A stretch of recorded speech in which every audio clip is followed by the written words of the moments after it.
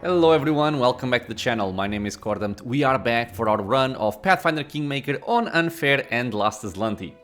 So, to kick off this episode, we are going to start by doing the Witch Hunt quest. But before we do that, we have to set up our buffing mod again. So, what I'm going to do here is I'm actually going to just delete my queues, my long duration queue and my medium duration queue. And I'm doing this because since now we have Knock Knock as, you know, a core party member from here on out, I like him very much, we have to redo the queue so that he also gets his buffs. So for this, we're gonna do what we usually do, which is mess up the interactions with the mod, of course. Queue recording, start recording, we can call this long duration again. So yeah, start recording, we close this up. We are going to do the typical stuff. So take off your armor. I am your shield. And what are you doing in terms of long duration buffs? I guess you can cast remove fear. That would be something. Okay. And I will want mage armor. Let me see who I want to use mage armor from. Because I have 8 spell slots on my main character, which I'm not really using all that often. Though maybe I should. But let's just say I'm gonna use a couple here. So you have bracers of armor +3, so you can make use of this. Okay, buff yourself. Let's buff Coredumped as well. Yes. Does anyone require my Coredumped.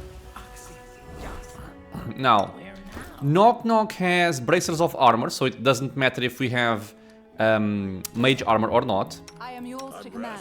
So you don't have to buff anything here. Yes. Oh, right, the pet. So you can buff the leopard, I suppose.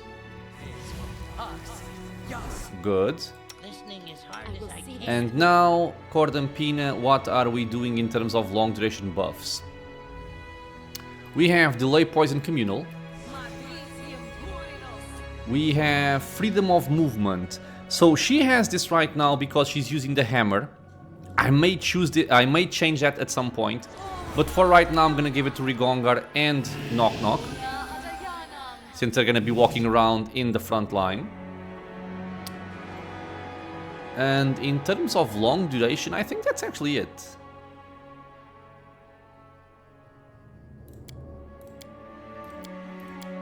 Yeah, I believe so. I believe so. Okay. I'm up for an adventure. I don't have to cast anything else. You do though, so let's take this off. I want Bark Skin on the leopard, on Knock Knock, on Rigongar, and on Valerie. It's very important. We can have See Invisibility, Protection from Arrows Communal, and I think this is all. Oh, right, we also have False Life Creator, which lasts for a long time. And this I typically like giving. If I had some more, I would give it to all of my front line. So I think for right now, given that she has 140 hit points and these guys are very low on hit points, I'm gonna give it to both of them. So take this and take that. So 25 extra, 19 extra. It's not a static amount, it changes. And that's done. So I think we can close up this queue here. So save the queue. So now if we go here, we can reload the data and we have long duration. And now we're gonna go for queue recording. Cancel and clear. Medium duration. Start recording. And for this one, I will want Expeditious Retreat on Valerie. Mirror Image. Feather Step Mass. Good Hope. And that is all from her. Rigongar will want Shield, Mirror Image, and now I have to think. I know I want enlarge person on him, but I also want blur. I think I'm gonna spend all of my level 2 spells, which makes me a little bit unhappy. Does she have it as well? Don't hesitate. Oh, she does. She does have it. Okay, so you blur yourself. And let's blur Mr. Kitty Cat. This lasts 8 minutes from you. Okay, so now you can blur yourself and Mr. Knock Knock. Spread the wealth, okay. You have shield. So I think the only thing that's left on him... Ah, we also want effortless armor, that's right. Okay, so effortless armor.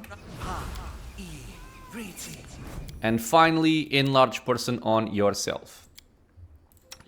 You don't have any buffs. Let's move on to Coredumped. We want Bless. I will want Shield of Faith on my Leopard and on Valerie. I will want Bull Strength. On who, actually? She has +4. He has +2. He could benefit from it. I could even give it to her to deal some more damage. Interesting. So she doesn't need it. He kinda needs it. Yeah, so Rigongar and Coredumped. Yeah. Seems kind of odd, but it is what it is. Magic Fang. We want Angelic Aspect. We want Archon's Aura. Let me check. We want Charisma on Rigongar. And that's all from her. My friend wants Shield. Mirror Image.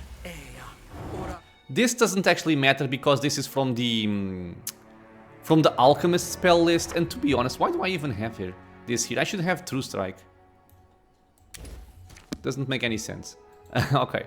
So yeah, we have Shield, we have Mirror Image. What else do I want? As medium duration, nothing.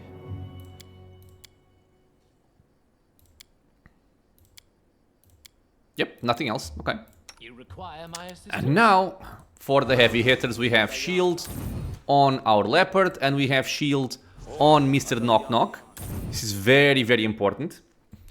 And other than that, I can give shield to Coredumped and myself. And Cat's Grace I will give to the Leopard. And I would imagine Valerie. This is only one maximum dexterity available. It's kind of sucky. Could also give it to him. Okay, so sure. For now, give it to yourself. Like this. And I guess Expeditious Retreat for you as well. Okay. Oh, and Reduced Person as well. I could and probably also should have Reduced Person on Knock Knock. But for now, I will just stay like this. So we can save this queue. So reload data. Save. Okay, done. Drink your thingies. Stop learning. Get your armor. And let's have some fun here. Knowledge is the key to victory. Haste.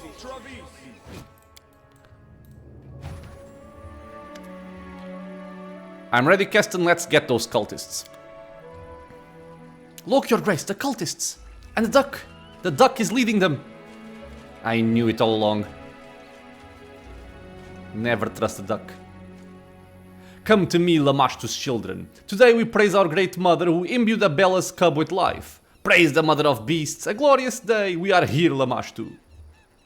Lamashtu favors us. She blessed the pack with a new cub, a beautiful female cub marked by the gods for something.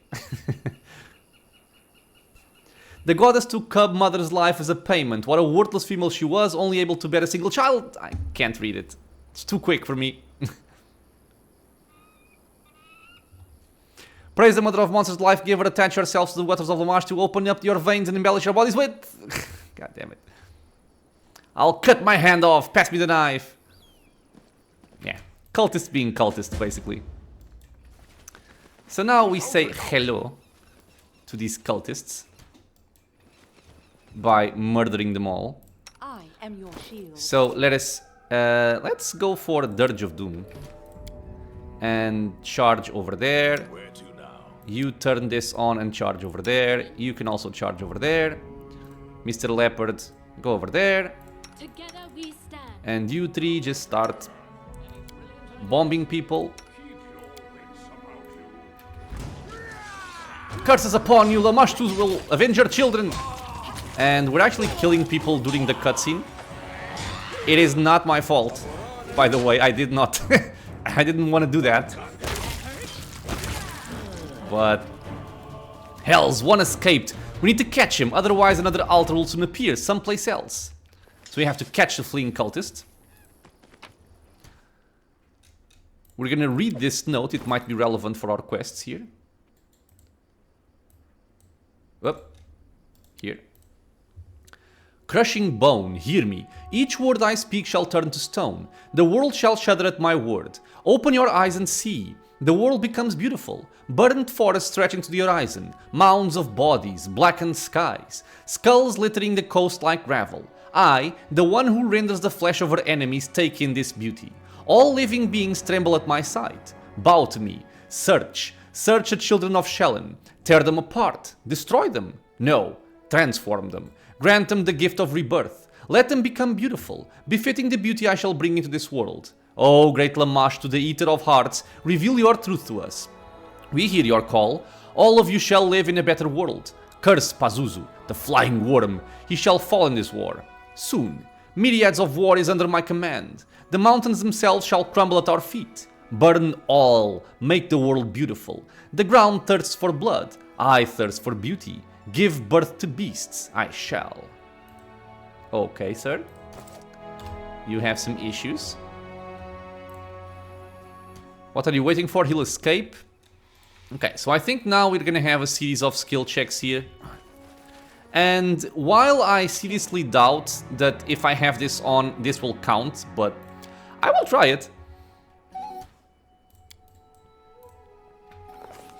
Okay, so book event. The triumph over the wicked Lamashtu cultists proved incomplete. Some villain or villainess had slipped away under the cover of darkness and into a narrow gorge among the rocks. Without a second thought, our brave Baron, loyal Kesten and their comrades in arms rushed after the fleeing figure. The figure, clad in black, was barely visible in the dark. The villain had gotten far ahead of us. At the last moment, the Baron noticed their prey had turned aside and disappeared behind the rocks. So here we have a dexterity check and also a mobility check. Clearly the mobility is the one we're gonna go for, because we have a 29 bonus instead of a 17 bonus. After they decided to take a shortcut to catch the cultists by surprise, the party started climbing up the stone ridge. We succeeded. Climbing in the darkness is a difficult task. It's not a joke when you try to catch a stable rock and hear the small stones crumble under your feet. Several times it seemed our heroes were out of luck, but their stubbornness and the thought of the runaway cultists gloating about eluding them gave them strength. Moments later, we were at the top. So our heroes found themselves at the top, and just in time. The cultist, barely visible in the darkness, was threading his way through the gorge directly beneath them. It seemed the cultist was so focused on finding his footing, he didn't notice his pursuers perched above him, giving the Baron a chance to strike. What will our heroes do next? So here we have strength. Oh, this is only me? Oh no, choose a character. So if I choose a character, I think it's probably Knock Knock with the most dexterity. Or maybe Rigongar with strength. I will say go for dexterity. Or send the swiftest and most agile ahead down the unstable slope in the hopes of cutting the runaway off. Yeah, so we have... Oh, can I cancel this? Oh, I can. So, dexterity, I would have 28 from Knock Knock and also perception. if I went for strength, I have 29 and 17 intimidate. So 28 versus 29 is the same thing, and he has more perception, so let's go for knock knock here. We succeeded. Nice. Roll the 12 with a +9. Good. Knock Knock appeared from the darkness like a spirit. The runaway clearly hadn't been expecting that. Knock Knock barely had time to react when the cultist burst into a sprint. Darkness failed to cover the peculiar way the runaway walked. The robed figure was limping badly, dragging their right leg. Despite that, the cultist vanished in the darkness without a trace. The party followed to the edge of the plateau where the flatlands began. I like to see Lindsay over here with her loot. 1500 experience, nice. As our brave heroes reached the edge of the plateau, the vastness of the Canelands opened before them, an ocean of high grass as far as the eye could see. A beautiful sight, but finding our quarry in this green sea, it would prove impossible. With our heads down and hopes lost, we descended to where a small streamlet flowed among the stones. And then, there before us, good fortune. In his haste, our villain had run through the high grass, leaving a trail for all to see. The party immediately set off, driven by a single desire, to capture the criminal who dared to escape the punishment of the Baron and had led us on this unwelcome chase. We moved as swiftly as we could, but even the ground seemed to fight us. Rock gave way to mud, mud which grew deeper as we marched on and seemed to grab at our boots. Even the wind began to rise, lashing at our cloaks, and a foul scent filled the air. Sure signs we were heading towards the gnarl marshes. Soaking wet and exhausted, our heroes came upon a cabin at the edge of a swamp. According to Kesten, it was a hunter's lodge, owned by Dumra, a hunter who lived there alone, and was known for her great temper and little patience. We actually know this little hovel already. It also looked as if it might be a place where the cultists would seek shelter. It was unlikely the runaway would brave the depths of the gnarl marshes in the middle of the night. So the Baron pushed open the door and stepped inside, letting a touch of the cool night air in. We see here our friends. I think like the canon party is what? The guy from the pre-generated group. I'm guessing Tristian, Rigongar, Octavia and Amiri. And Lindsay should be around here somewhere. Okay. 11 hours have passed. The lodge is lit with only a few candles on the tables at the counter. Shadows lie thick around the room. A number of people are here.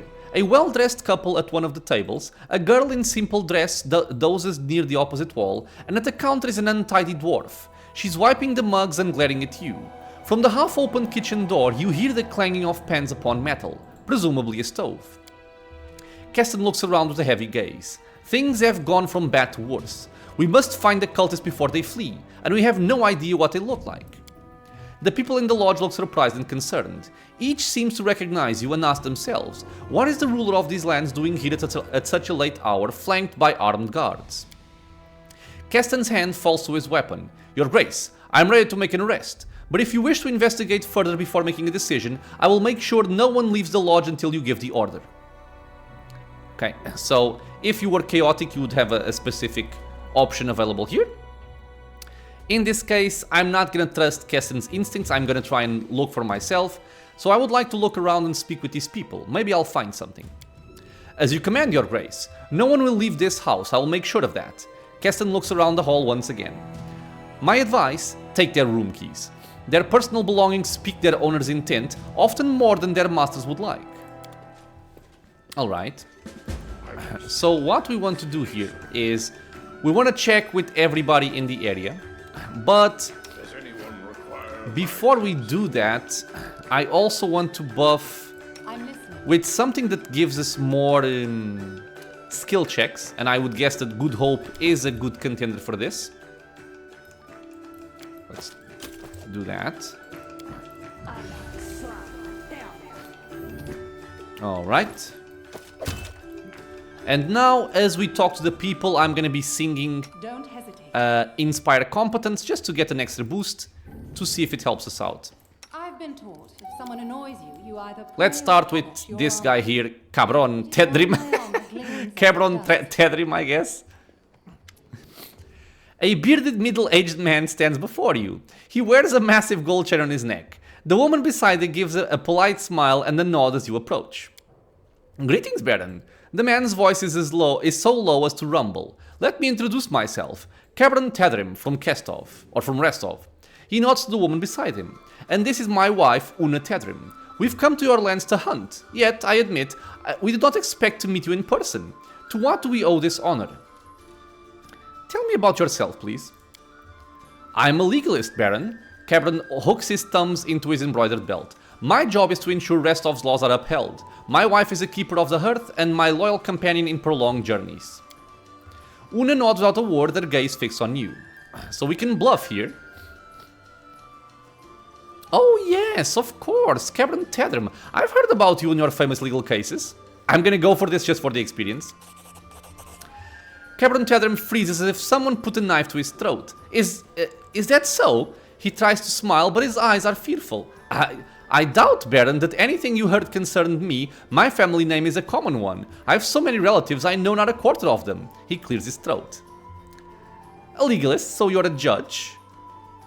Or what is this one? Well, with a difficult job like yours, it's impossible to get by without some divine support. Whom do you address your prayers to? Let's start with this one. Not exactly. I work as a legal defendant in cases when a suspect's innocence must be proven. And, I admit, I have moderate success in this field. Cabron seems to about to elaborate, then stops. No need to bother you with tedious tales from the courts. Una Tedrim raises her head. We've decided the trip is in order. My husband worked long hours during the last several months, so we felt a journey would be good for us. Okay, so yeah, who do you address your prayers to? Why, to Abadar, of course, divine patron of law and lawyers. Cabron looks at you intently. Surely you are aware of Abadar, are you not? You must be.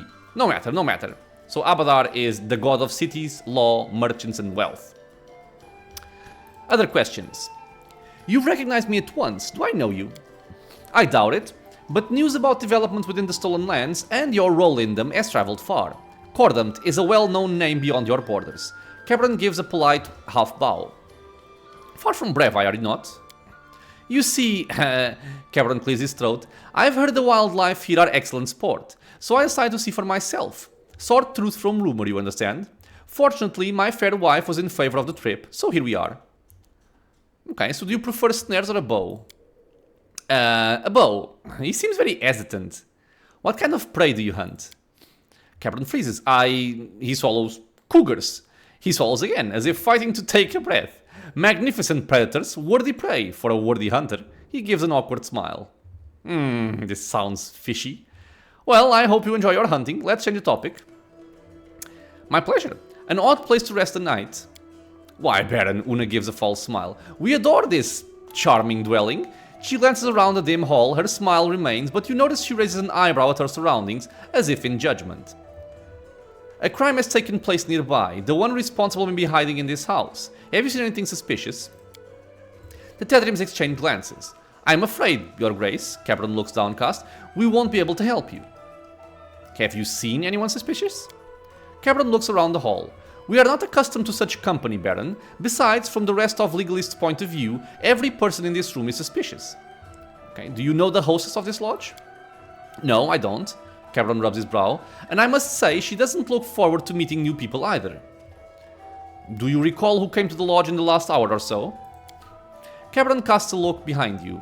On second thought, this young woman, I didn't notice exactly when she entered the room. He turns to his wife. My dear, perhaps you recall, what was the name our hostess used to addressing her? Olika, sweetheart. Una shrugs faintly. I cannot recall if I saw her at the start of the evening. Alright. I need a key to your room. Oh, perception check. Despite Una's cool expression, you notice a bead of sweat running down her temple. As she spots your glance, her lips tighten. Cabron takes a key from his purse and hands it to you. As you wish, Baron. Okay, we got that key. Let's move on to Olika.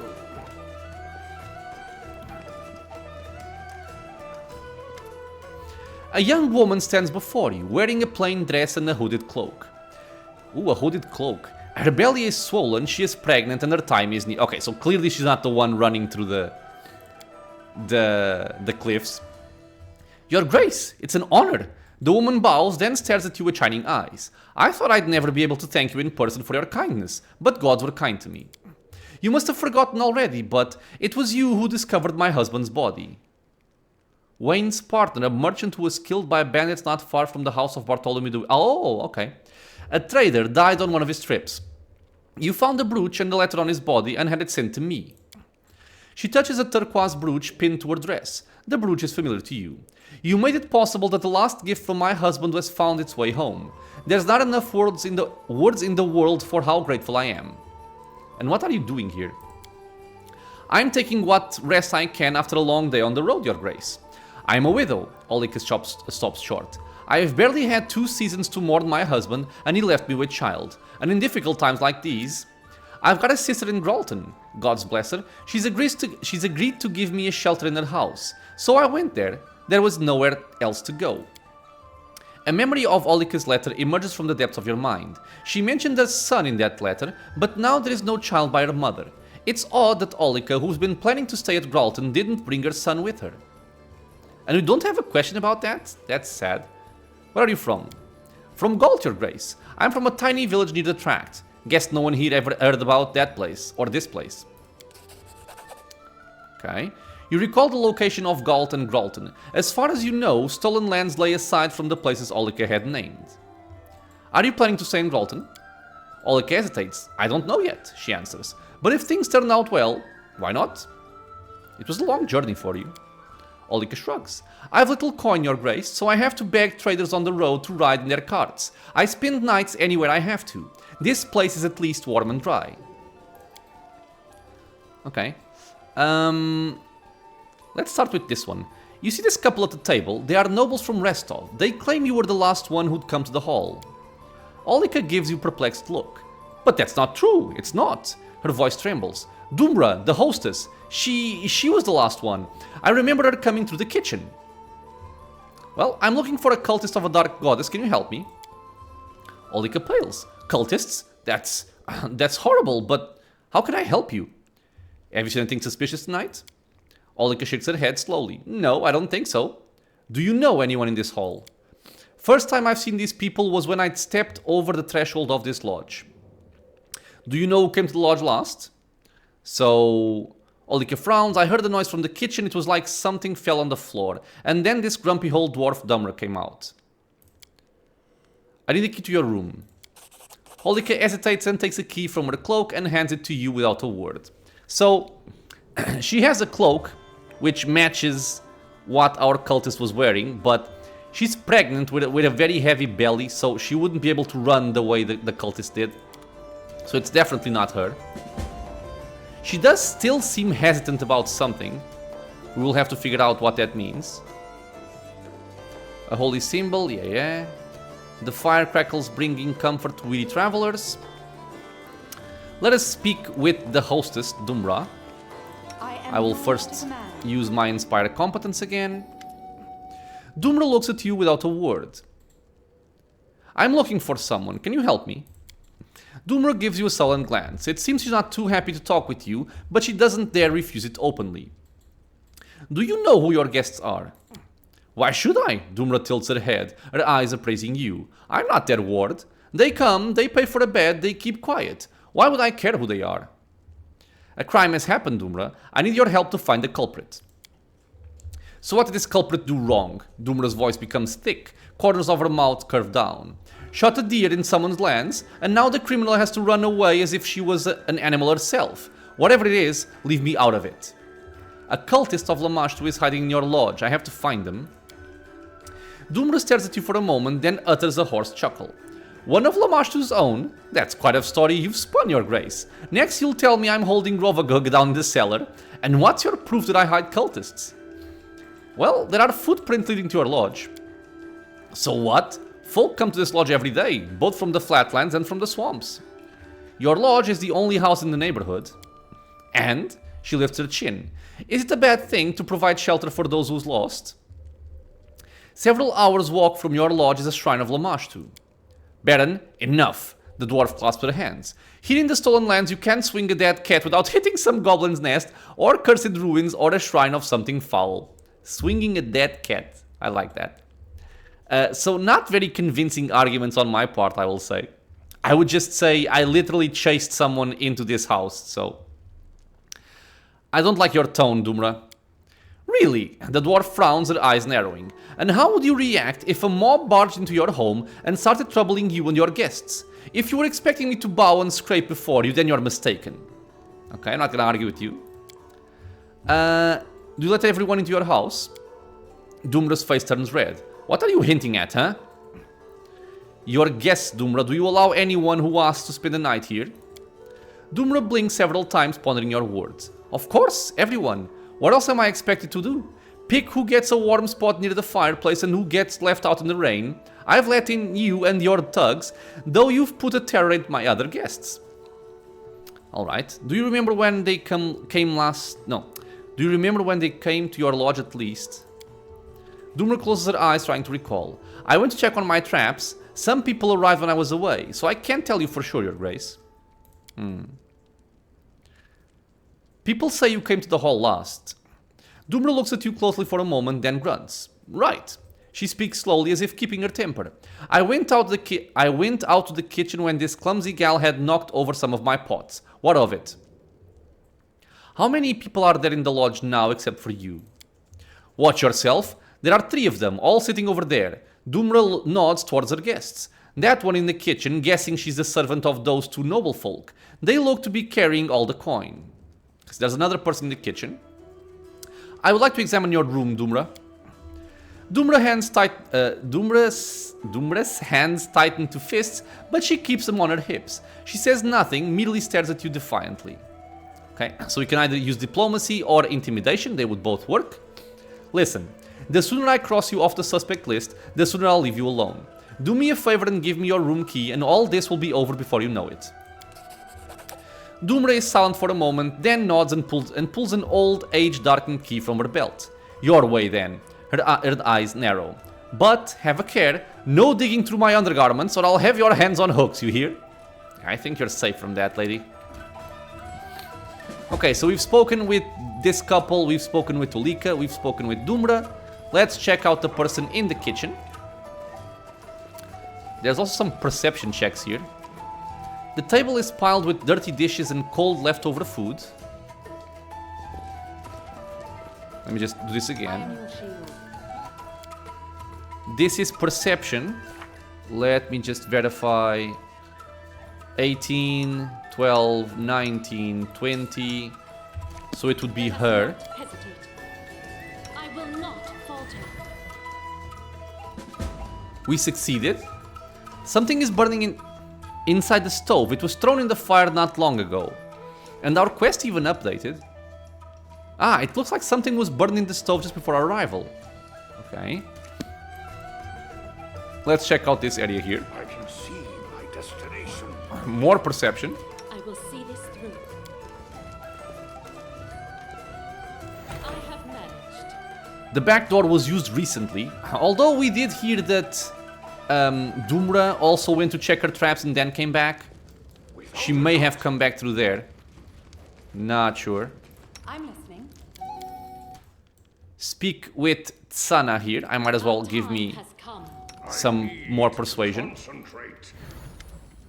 The kitchen servant is busy, grinding herbs with a mortar. She's wearing a dress soiled with dark stains, and her hair is knotted in a bun with a few stray hairs poking free. Succeeded stealth.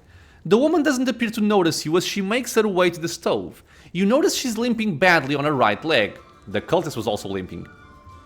Before you can speak, she turns, sees you, and freezes. Who are you? Name's Tsana. I cook for Tedrims, nobles from Restov. She wipes her hands with her apron. What will it be? What can you tell me about your masters? Tsana frowns. No quicker road to trouble, talking about masters that is. She glances at your clothes and sighs. How would you like it if your servants were all a gossip about you? They pay regular, not stingy with their coin. They don't yell much, so I count myself fortunate I do. Why are they here, do you think? None of my business. Might be they have things to do, but I wouldn't know it. I mend, I cook, and I serve where needed. Alright, that's enough about them. What are you cooking, Tsana? She throws a glance at the stove. There's for tomorrow, she hesitates. Tomorrow's midday meal, that is. Let's peek into the stew pot. You take the lid off the pan. Some brew boils inside. It looks strange and smells odd. You lean over, smell the stew, and immediately flinch. The acrid stink of vinegar feels like a punch in the face. Oh, give me a second, please. And I am back, sorry, I had to take that call. So, I don't remember if I stopped midway, so I'm just gonna go over this again. So we opened the lid, we smelled, immediately flinched. The acrid stink of vinegar feels like a punch in the face. Besides, you can smell some strange spice, which would be appropriate in a dessert, but not in a first course for dinner. Alright, I won't trouble you any longer. We're looking for a criminal who may have fled this way. Have you seen anyone suspicious? Who can... what can be seen here, you say? Son of Swords. Ask Doomra, she runs the house, she does. Is anyone coming to the kitchen recently? Only Doomra came, she frowns. No doubt checking to see if I'm not palming the silver. As if there's anything worth stealing here. So there's not. The hostess of the lodge doesn't mind you cooking at her kitchen. As if she came here often herself. She throws... Oh yeah, right, because she doesn't work for Doomra. Yeah, she's cooking in her kitchen. Okay. She throws up her hands. Filth piled in corners, the floor sandal deep in dirt. I had to work my fingers to bones to clean the kitchen before I could start a proper meal in this. She curls her... in this? She curls her lip with the wrong color, I guess. This cowshed. That's all I need. She waves her hand and turns back to tend the stew boiling at the stove. I need a key to your room. Room? She raises an eyebrow. I don't have a room except here in the kitchen. Bed's a bench. Still warm enough though. Okay, I have to go. So, several people right now kind of fit the description. But at this point, the one that feels the most suspicious is this lady over here, Tsana.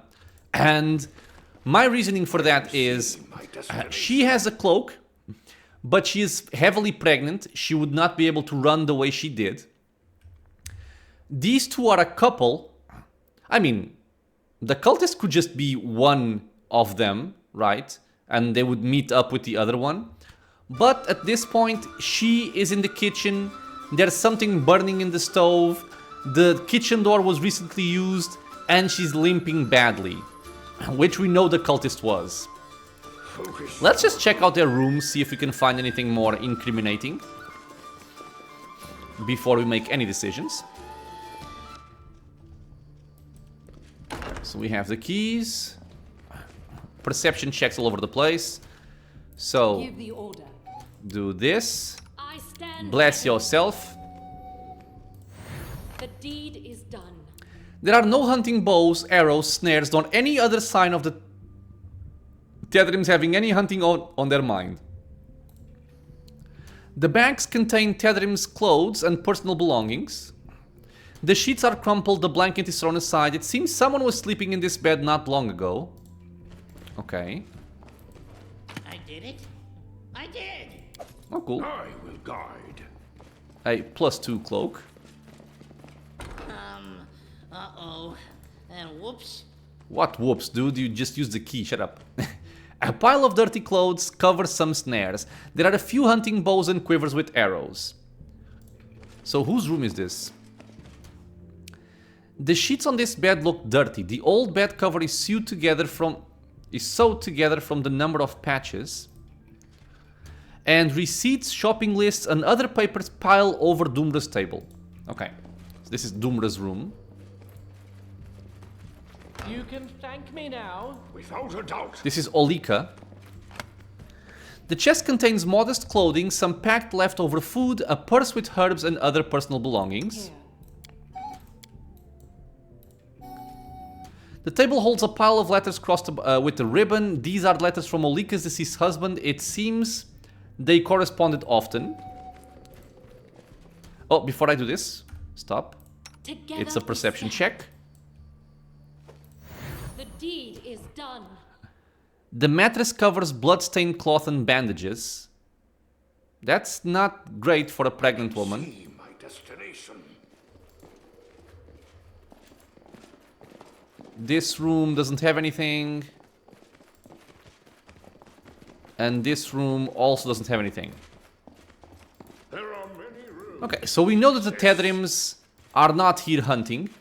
That's for sure.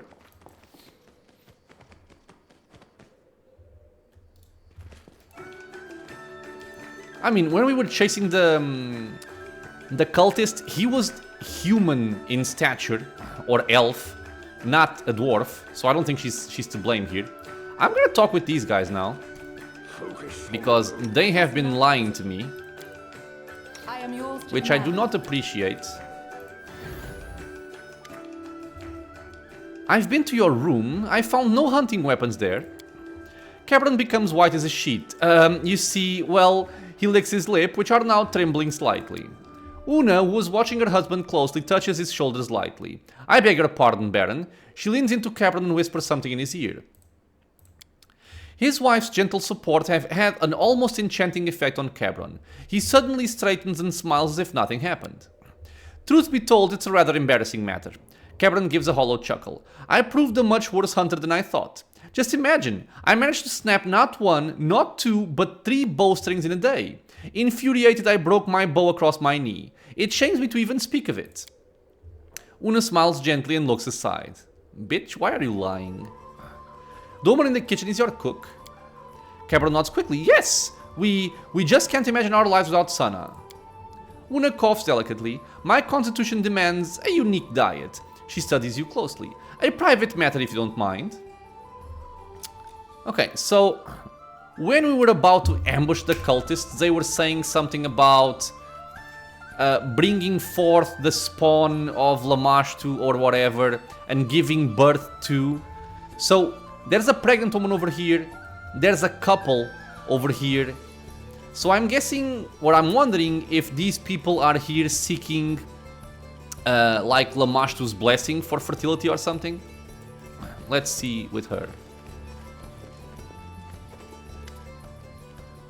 Olika, why are there blood-stained undergarments in your room? What is that from?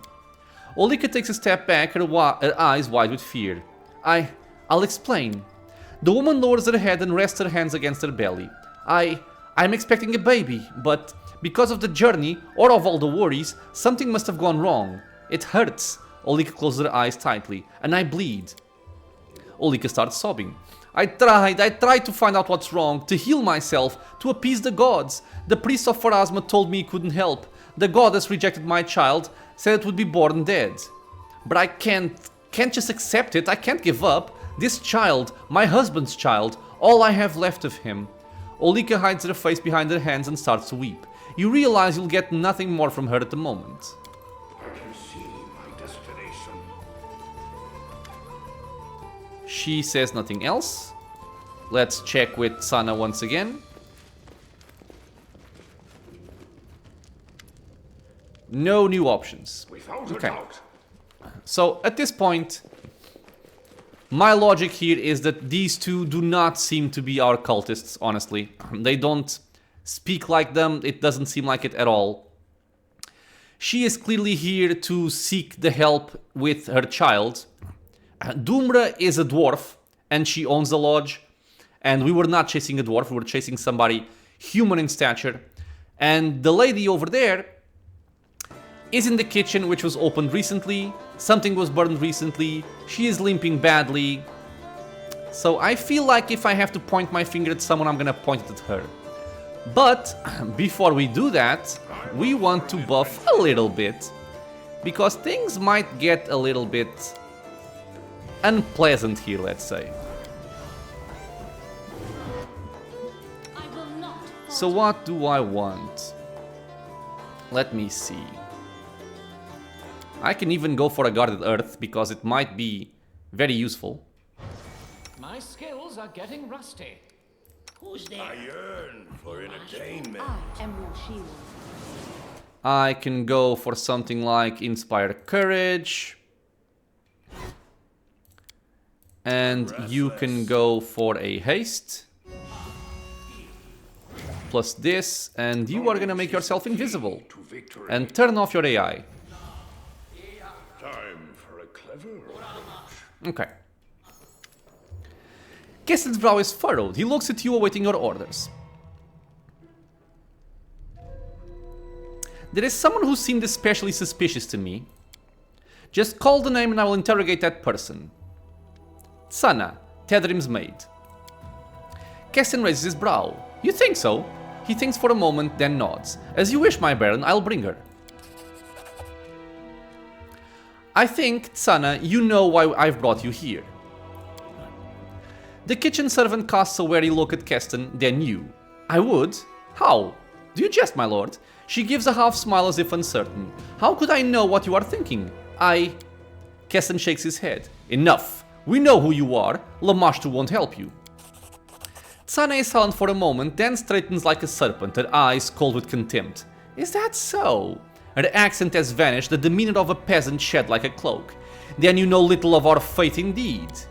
The Great Mother is with me, Tsana's voice is ice. Prepare yourself for her. So yeah, this bitch... she starts off this fight. And if you'll notice, what she's casting here... what is the name, by the way? It's... I think it shows, maybe it doesn't. I think it's Harm or Touch of Death or something like that. But it's something that can very, very easily and very, very quickly just straight up kill your characters. And I made myself invisible, which makes me a little bit sad about this. She should not have spotted me, I don't think. But what you want to do right now is get the hell away with your main character, or make him invisible like I did here. I still have some faith she's gonna swap targets because she can't see me, because you don't want to get hit by that. That can just game over you right there and then. So bring your main character back. I'm even gonna open up some room here for her, for him, sorry, and just swarm her with other people. I should have also, to be honest here, buffed Valerie and Rigongar probably, but I didn't. I'm actually just gonna send in my Leopard, and I'm gonna bring everybody back, with the exception of Jubilost. And I'm gonna send my character over there, but hopefully she can't see me. Bitch, how can you see me?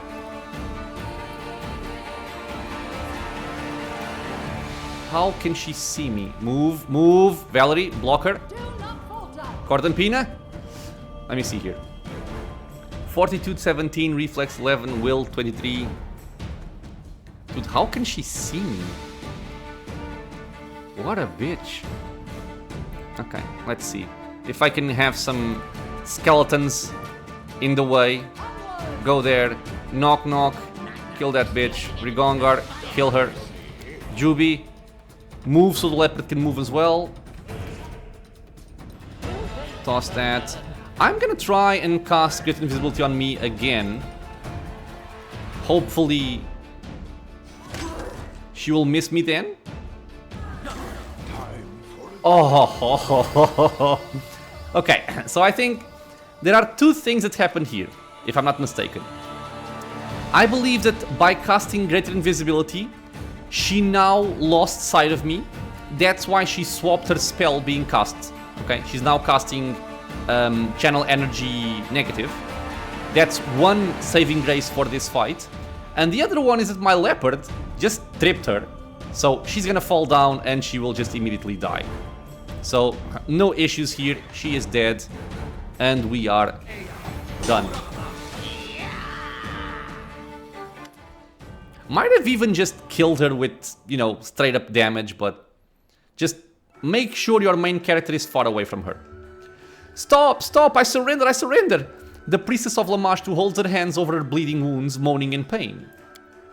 She raises the hem of her skirt and starts to wipe away the blood from her legs. Her right leg is covered with sores, oozing pus and yellow ichor. Ugh. Okay, wait, give me a second. You and your minions unleashed a blight across my lands. Because of you, monsters overrun the barony and honest people fear to leave their homes. The priestess of Lamashtu shakes her head and tries to close her wounds, moaning. That's nonsense. I've heard the stories about what's happening in your barony, human, but I have nothing to do with this. The Great Mother rules the monsters of this world, but if you truly earned her wrath, your lands would be drowning in blood. No, Baron, you must look elsewhere to place blame. Lamashtu and their followers have nothing to do with your troubles. Tell me who you are, quick now. I am the priestess of the cult of Lamashtu, the Great Mother, the ancestress of monsters. The priestess struggles to raise her chin, her voice a hiss. I'm not from these lands. I came because of the pleas of your people who seek the mercy of my goddess. I came to these lands in secret and hid my identity from everyone except for those initiated in the mysteries of Great Mother.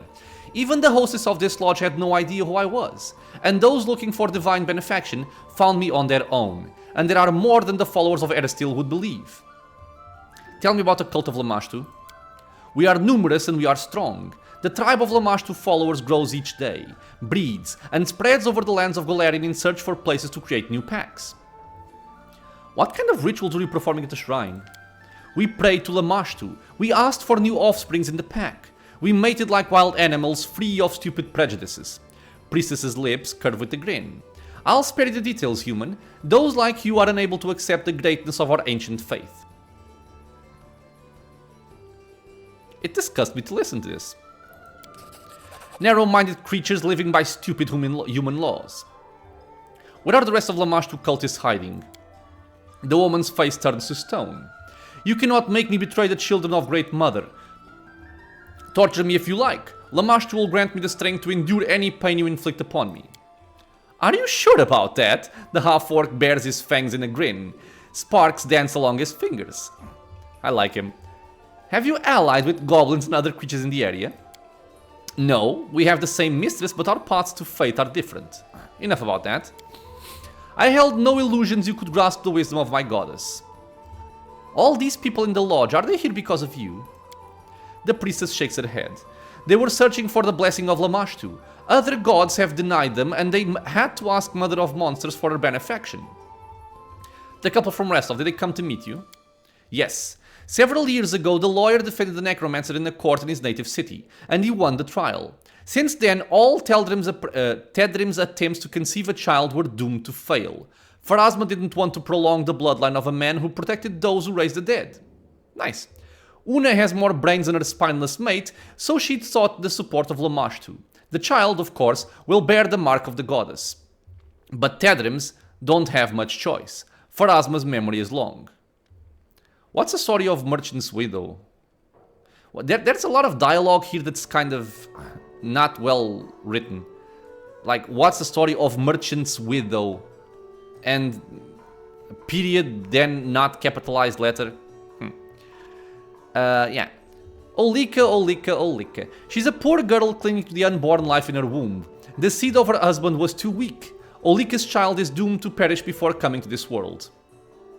Is the lodge hostess involved in all of this? The priestess of Lamashtu looks at Dumra in disgust. This thoughtless thing? No. She did not see, was not smart enough to see what was transpiring under her nose. I won't offend the name of Lamashtu by calling our hostess one of her tribe. Enough. The priestess glares at you, hatred and contempt in her eyes. Kesten, I have an order for you. Kesten turns to you. Your Grace. Valerie folds her hands across her chest and looks at you with interest. The priestess's guilt is obvious to me. The others, not so much.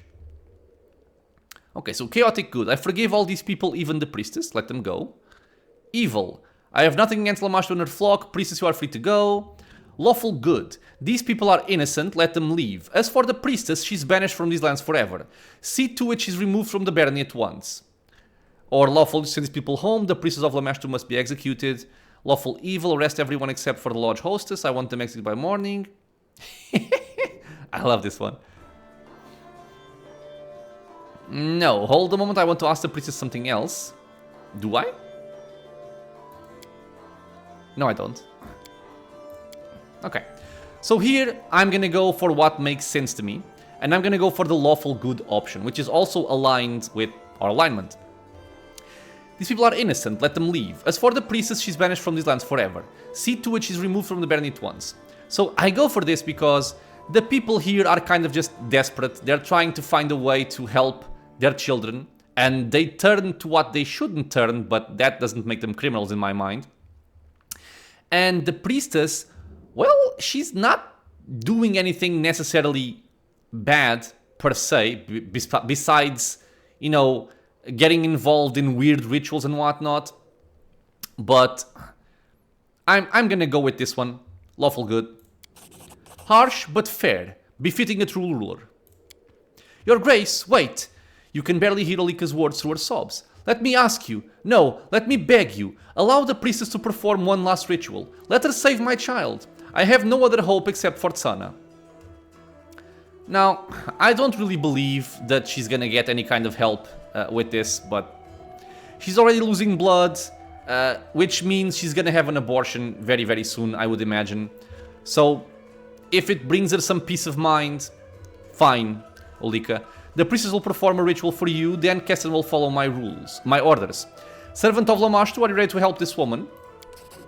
You may think of me whatever you like, but I have a duty to my pack. I'll help Olika, and the child will be born as a symbol of Lamashtu's grace. Kesten throws a tired look over the lodge and rubs his chin. That's all. He looks around the lodge. We'll deal with these people as you've ordered.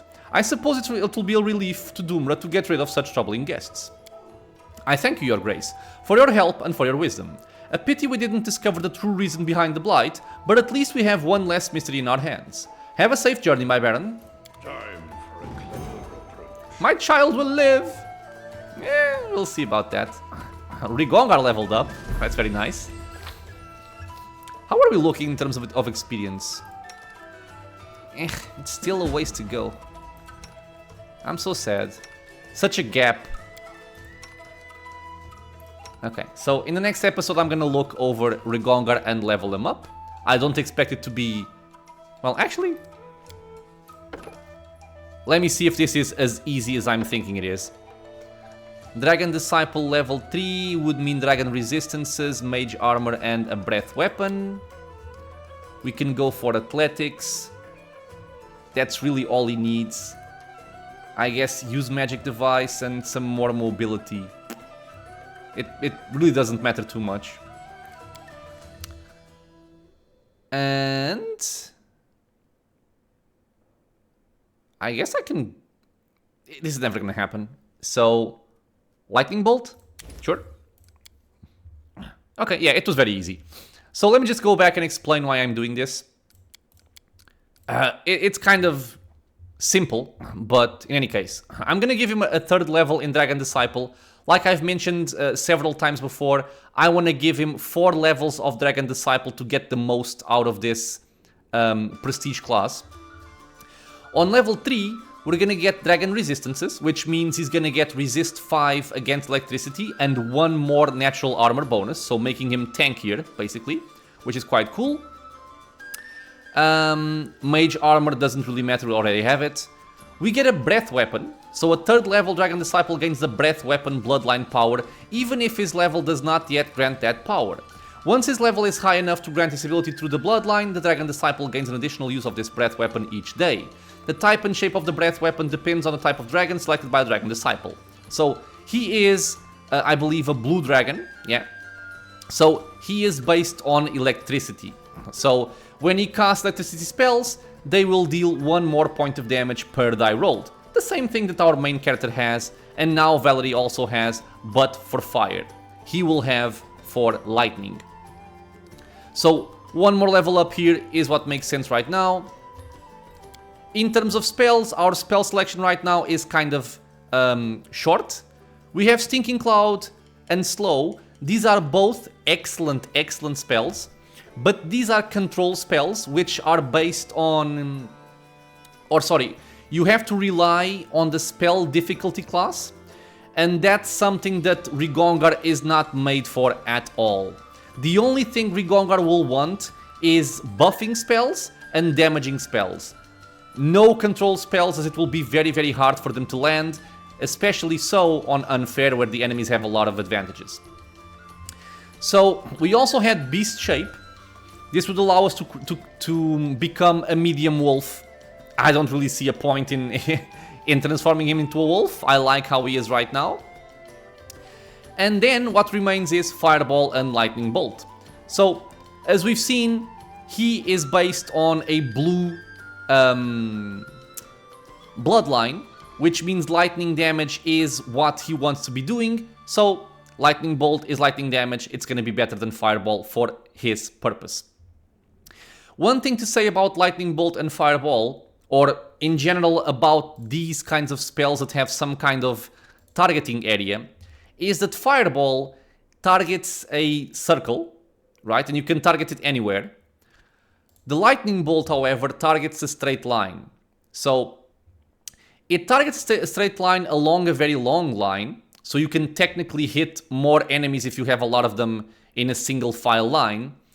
But the problem I usually have with spells that work in a line or a cone is that Rigongar being a second row character, he's usually going to be behind our tanks, so behind my Leopard, behind Valerie, and probably even behind Knock Knock, because he's smaller. Which means if I want to toss out a Lightning Bolt, I'm very likely going to hit my friends. It's manageable, because you can buff your party first with resist lightning and protection from lightning, and that would ensure that they don't take any damage. But it's not trivial to use these kinds of line effects. So yeah, that's essentially the level up. Nothing too much else to mention. Breath weapon, lightning bolt. That's level up done. Okay, so since we are here, we might as well spend the night. I don't think I have to do anything different with my spells. No, I think this looks good. What about you? You require my assistance? This seems fine.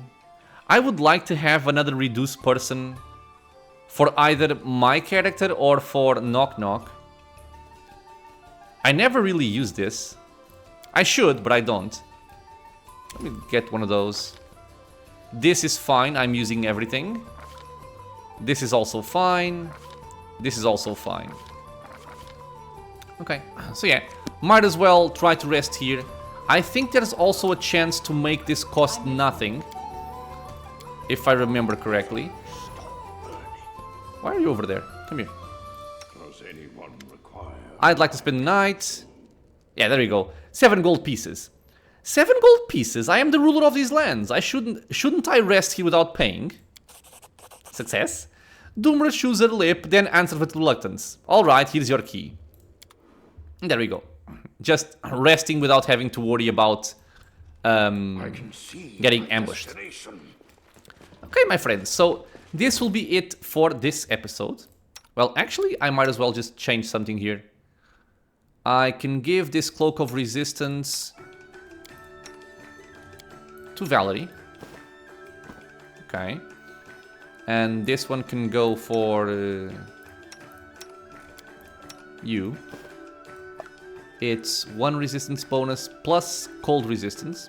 Yeah, sure. So yeah, this will be the end for this one. As always, I want to thank you all for being here with me in the channel, watching some Pathfinder Kingmaker. I hope you guys are having fun. If you have any questions or suggestions, leave a comment below. If you are enjoying the content, consider subscribing for more. Many more videos coming out soon. And it is also a free and easy way to support the channel. I hope to see you all in the next episode. And until then, stay safe, everyone.